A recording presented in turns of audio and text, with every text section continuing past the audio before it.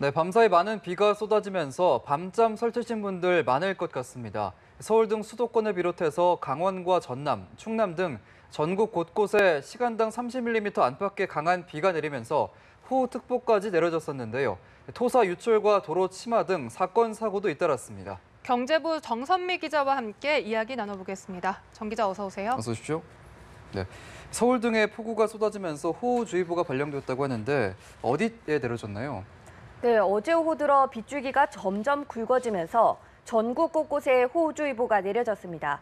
경기도 김포와 인천을 시작으로 서울과 경기 수원의 차례로 호우주의보가 발효가 됐는데요.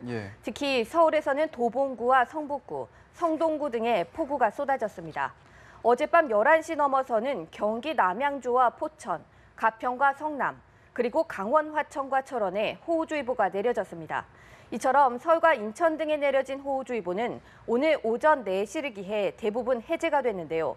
다만 방금 전 오전 6시를 기해 제주도 서부와 북부에 호우주의보가 내려졌습니다. 제주시 유수암과 외도 등에 50mm가 넘는 비가 내린 것으로 알려졌습니다. 호우주의보는 6시간 강우량이 70mm 이상 예상이 되거나 12시간 강우량이 110mm 이상 예상될 때 발령이 됩니다. 네, 그렇다면 현재 특보 상황과 누적 강수량은 얼마나 되나요? 네, 오전 6시 20분 기준 제주도 일부에 호우특보가 발효 중인데요. 제주도와 남부지방 중심으로 천둥, 번개를 동반한 시간당 20mm 이상의 강한 비가 내리고 있습니다. 어제부터 오늘 새벽 6시까지 누적 강수량을 보면요. 서울 도봉에는 178mm, 진도 수유에는 98mm, 제주 금악은 92mm 등을 기록 중입니다.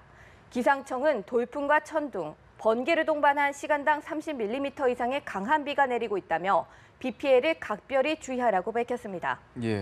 그럼 폭우로 인한 피해도 발생했을 것 같은데 어떤가요? 네, 앞서 경기도 연천구는 어제 오후 5시 30분쯤 임진간 최북단에 있는 필승교 수위가 1m를 넘었다며 행랑격 대피를 알리는 방송과 긴급 문자를 발송했습니다. 연천군 관계자는 연천 지역에 많은 비가 내려 필승교 수위가 상승했다며 북한의 환감된 방류는 아닌 것으로 파악됐다고 밝혔습니다.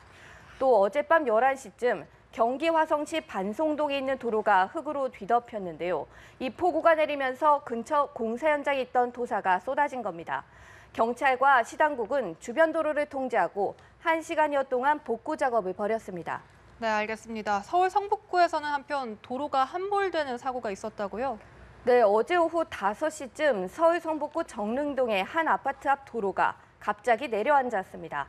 도로 밑엔 매설된 상수도관이 파열돼서 물이 역류하고 집안이 내려앉은 것으로 추정이 되는데요.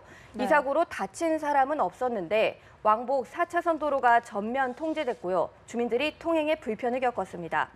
또 파손된 상수도관에서 흘러나온 물이 인근 상가 지하 주차장으로 흘러들어 소방당국 등이 배수 작업을 벌였습니다.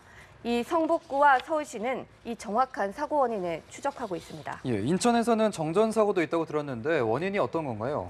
네, 어젯밤 10시쯤에 인천시 주안역 일대 전기 공급이 짧게는 5분, 길게는 1시간 반 정도 끊겼습니다. 이로 인해 주안역 일대 상가와 주택 300여 가구가 불편을 겪었는데요. 소방당국과 한전에 따르면 역 근처 도로에 설치된 지상계폐기가 고장이 났기 때문으로 추정하고 있습니다.